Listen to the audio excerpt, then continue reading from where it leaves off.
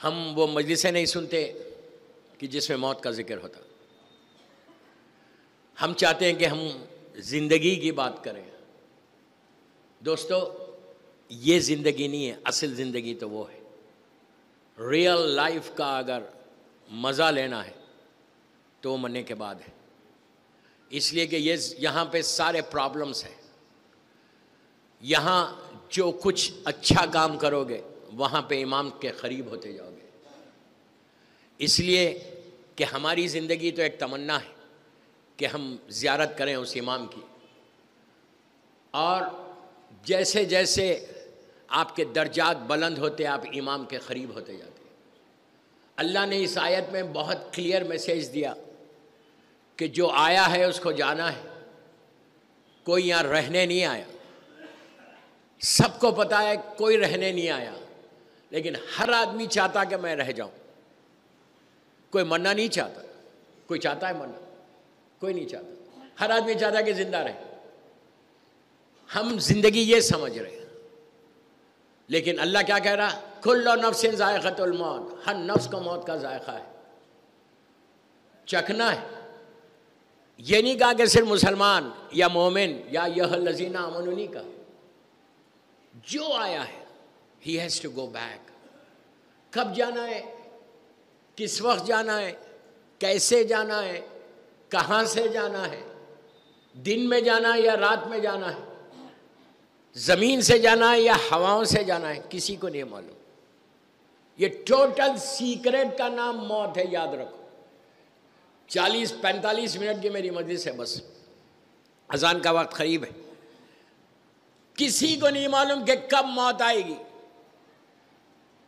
لیکن کتنا آرام سے ہم زندگی گزار رہے ہیں. اللہ کے رسول کے پاس کچھ لوگ آئے سرکار کے پاس، پلیز غور سے سننا. آ کے کہا یا رسول اللہ، یہ عجیب بات ہے کہ جب ہم دنیا میں آتے ہیں تو 9 مہینے پہلے معلوم ہو جاتا کہ ہم آنے والے ہیں.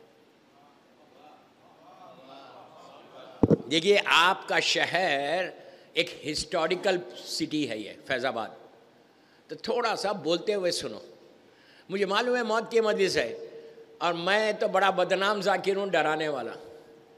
یہ تو شکر کرو کہ دن میں پڑھ رہا اور بڑا ہاتھ رکھ کے پڑھوں گا، اس لیے کہ ٹائم ہی نہیں ہے. آ کے سرکار سے پوچھنے لگے یہ کیا بات ہے کہ آنے سے پہلے تو معلوم ہو جا رہا، 9 months بیفور معلوم ہو جاتا کہ میں آنے والا ہوں. سب ایک دوسرے کو دیکھ کے مبارکباد دیتے، فیملی ممبرز خوش ہوتے. لیکن موت کو اللہ نے اتنا سیکریٹ کیوں رکھا؟ موت کو کیوں نہیں بتا دیتا کہ تم 60 ایئرس میں مرو گے، تم 70 80 90؟ پتہ تو چلے. جیسے آنے کا پتہ چل رہا اسی طرح موت کا بھی پتہ چل جائے. تو سارے مسلمانوں نے ایک ہو کے کہا یا رسول اللہ چلو ٹھیک ہے، اب تک نہیں ہوا، ہم تو آپ کی امت میں. آپ بولے اللہ کو کہ آپ کم از کم آپ کی امت میں بتا دیں. سرکار نے مسکرا کے ایک جملے میں جواب دیا. غور سے سننا. راوی پوچھ رہا کہ موت کا پتہ کیوں نہیں ہے؟ آنے کا پتہ ہے لیکن جانے کا پتہ کیوں نہیں؟ ڈیٹ کیوں نہیں معلوم ہوتی؟ اللہ کے رسول نے کہا کہ اس کا نہیں بتانا اس کی رحمت ہے. نہیں سمجھے؟ کیوں رحمت ہے؟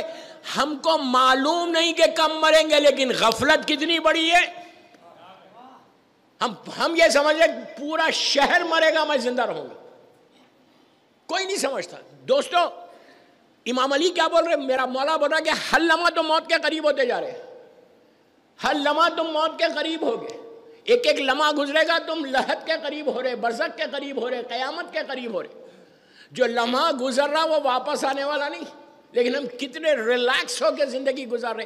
آپ انصاف سے بولو، کیا رات میں سونے سے پہلے میں سوچتا ہوں یہ بات کہ اگر کل صبح نہیں اٹھا تو کیا ہوگا؟ یہ پاسبلٹی ہے، یہ ممکن ہے کہ میں صبح نہ اٹھوں. اسی لیے ہمارے پاس حکم ہے کہ جب بستر پہ جاؤ دن بھر کی تھکن کے بعد ہم پلان کر رہے کہ کل یہ میٹنگ ہوگی، اتنے پیسے آئیں گے، یہ کریں گے، یہ کریں گے، یہ کریں گے. ہمارے 1000 سال کی پلاننگ ہو رہی رات میں سونے سے پہلے. لیکن کوئی گارنٹی ہے کہ تم اٹھو گے صبح میں جیسے سوئے تھے ویسی اٹھو گے؟ کوئی گارنٹی نہیں ہے. اسی لیے حکم ہے کہ بستر پہ جاؤ تو جسٹ سے سوری ٹو یور اللہ. اللہ کی بارگاہ میں استغفار کرو کہ پروردگار دن جیسے اطاعت میں گزرا کل کا دن بھی گزر جائے، یہ رات بھی صحت کے ساتھ گزر جائے جیسے یہ دن گزرا، اور اگر اللہ موت آ جائے تو مجھے معاف کر دینا۔ ہم کرتے ہیں سونے سے پہلے 4 سلام کر کے سو، تم کو زندگی ملے گی۔ عاشورے کے 4 سلام، سلام علی الحسین والا علی ابن الحسین والا اولاد الحسین والا صاحب الحسین، before you go to bed. 3 minute کا آپ کو ہوم ورک دے کے جا رہا آج پہلی ابتدا میں کہ سلام کرو، اور غریب امام کو سلام کر کے زمانے کے امام کو سلام کرو تو زندگی پوری رات امام کے ضمانت میں آ جاتی۔ سر پہ ہاتھ رکھ کے اتنا بولو السلام علیکم یا فرزند زہرا اجل اللہ تعالیٰ فرج و شریف کافی ہے۔ تو رات میں بھی آپ امام سے کانٹیکٹ میں، اس لیے کہ سلام رشتے کو بناتا ہے، نہیں سمجھ، ریلیشن شپ کو بلڈ کرتا ہے سلام۔ دنیا میں سلام کے ذریعے آپ اپنے رشتے کو بناتے ہیں۔ تو بہترین عمل سونے سے پہلے 1 یا 2، اور خود اکیلے مت کرو، اپنی وائف کو بولو، اپنے بچوں سے کرو، صرف 4 سلام مولا حسین کا۔ اور سلام کرنے سے آپ ایک اور بات بتا دوں، سلام واجب نہیں ہے، غور سے سنو، سلام واجب نہیں ہے، جواب سلام واجب ہے۔ جواب سلام واجب ہے۔ جواب سلام کیسے؟ ابھی میں آیا، کافی عرصے کے بعد آیا فیض آباد، انٹر ہوا، کچھ مومنین سے ملاقات ہوئی، میں تو چہرے سے واقف تھا، انہوں نے آگے کہا السلام علیکم مولانا، السلام علیکم، کیسے؟ تو میں نے جانتا نہیں تھا، لیکن ان کو دیکھ کے جیسی انہوں نے سلام کیا، میں نے ان کی آنکھوں میں آنکھیں ڈالی، مسکرایا، چہرے کو دیکھا، پھر کہا علیک السلام۔ یہ اخلاق ہے۔ اگر میں جیسی انہوں نے سلام کیا میں یوں کر کے کہتا علیک السلام، تو وہ بولتے یار یہ مولانا کو اخلاق ہی نہیں ہے۔ کیوں؟ اخلاق یہ ہے کہ آپ کوئی سلام کرے تم کو، تم اس کو دیکھو، مسکراؤ اور جواب دو۔ اور اہل بیت مرکز ہے اخلاق کے، مرکز ہے اخلاق کے اہل بیت۔ تو آپ امیجن کرو، رات میں سونے سے پہلے تم نے کہا سلام علی الحسین، میرے مولا حسین نے کربلا سے تم کو دیکھا،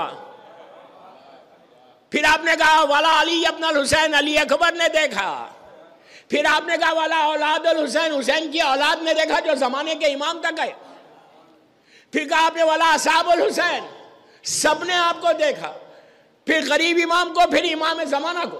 آپ نے یہ 1 منٹ کا عمل کیا۔ دوستو ایک چیز یاد رکھو، امام کی نگاہ رحمت کی نگاہ ہے۔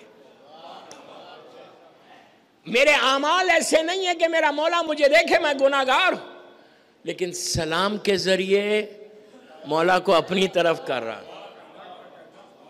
تمہاری تقدیر کو بدلنا چاہتے، تم ڈیسٹینی کو بدلنا چاہتے اپنی، میں تو یہ کہتا کہ مولا اگر ایک دفعہ دیکھ لے تو میری تقدیر بدل جائے، زندگی بدل جائے، تو روز رات میں سونے سے پہلے سلام کرو اور بولو اللہ ان معصومین کے ذریعے سے مجھے معاف کر دینا۔ صبح اٹھوں تو مغفورہ اٹھوں، سارے میرے گناہ معاف ہو جائیں۔ اس لیے کہ مرنے کے بعد جو سب سے زیادہ نیچے پرابلم ہے وہ گناہ ہی کا ہے، سب سے زیادہ، جو ہم کبھی سوچتے ہی نہیں۔ کبھی میرے ذہن میں یہ بات نہیں آتی کہ میں بھی گناہگار ہوں۔ میں آپ کی بات نہیں کر رہا، میں ایک جنرل بات کر رہا ہوں۔ مجھے دوسروں کے گناہ یاد آتے ہیں کہ اس نے ایسا کیا، اس نے ایسا کیا، اس نے ایسا کیا۔ کبھی میں اپنے گناہ نہیں سوچتا کہ میرے گناہ کتنے ہیں، میں نے کتنے گناہ کیے۔ اسی لیے امام علی علیہ السلام نے دعائے کمیل میں کہا، اسی لیے میرے مولا نے، آپ دعائے کمیل ہر جمعرات کو پڑھتے ہو، ابھی 15 شعبان کو، نیمہ شعبان کے اعمال میں آپ نے دعائے کمیل پڑھی ہوگی۔ The most recommended دعا، سب سے زیادہ recommended دعا، یہ ہائر اوکلٹیشن، یہ غیبت کبریٰ میں دعائے کمیل ہے۔ اگر آپ دعائے کمیل پڑھتے رہیں گے تو امام سے قریب ہوتے جائیں گے۔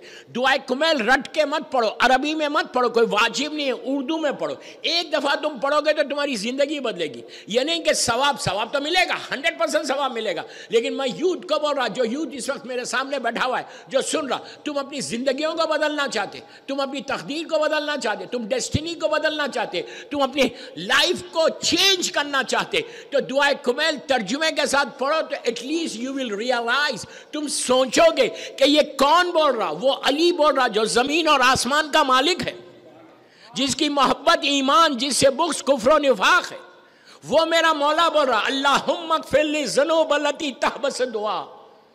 یہ میرے جملے نہیں ہے، عابد بالغرامی نہیں بول رہا، یہ امام علی کے جملے دعائے کمیل کے، کہ پروردگار میرے گناہوں کو معاف کر دے جو تیری رحمت کے بیچ میں آ گئے، اللہ میرے وہ گناہوں کو معاف کر دے جس کا مجھے علم نہیں ہے۔ یہ امام علی بول رہے، کہ علی اپنے لیے بول رہے؟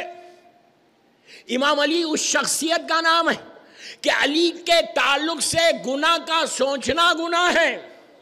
کیا بول رہا ہوں؟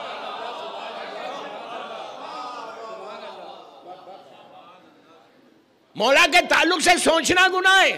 آیت تطہیر کا حصار جو ہے وہ علی بول رہا اللہ کی بارگاہ میں جا کے۔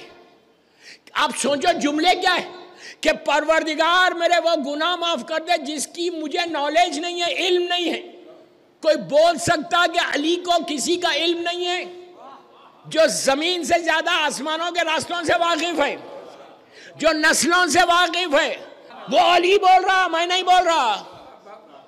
اسی لیے بول رہا دعائے کمیل پڑھ، اردو میں پڑھو، ہندی میں پڑھو، انگلش میں پڑھو، جو تمہاری زبان ہے۔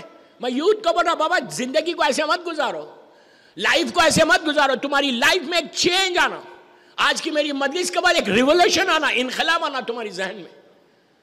وہ امام علی کیا بول رہے کہ پروردگار دعائے کمیل، پروردگار میرے گناہوں کو معاف کر دے جس کا مجھے علم نہیں ہے۔ مطلب کیا ہے؟ امام علی ہم کو درس دے رہے، ہم کو تعلیم دے رہے، ہم کو ٹیچ کر رہے، ہمارے ذہنوں کو جھنجھوڑ رہے، ہمارے کانشیس کو ہلا رہے، یہ کہہ کر کہ میں علی جیسا بندہ ہو کر اس کی بارگاہ میں ایسے مانگتا ہوں گناہوں کی معافی، تو تم کو کیا ہوا؟ ہم کبھی مانگتے ہیں، کبھی میری زبان پہ آتا ہے کہ پلیز فارگیو می، اللہ مجھے معاف کر دے۔ مرنے کے بعد سب سے زیادہ پرابلم آپ کسی بھی عالم دین سے پوچھو، معصومین کی حدیثیں دیکھو، اللہ نے کوئی ریڈی میڈ عذاب بنا کر نہیں رکھا۔ میرے جملے غور سے سنو، اللہ نے کوئی ریڈی میڈ عذاب بنا کے نہیں رکھا، یہ کرو گے تو یہ ہوگا، یہ کرو گے تو یہ ہوگا۔ نو، ہمارے گناہ عذاب بن جاتے ہیں۔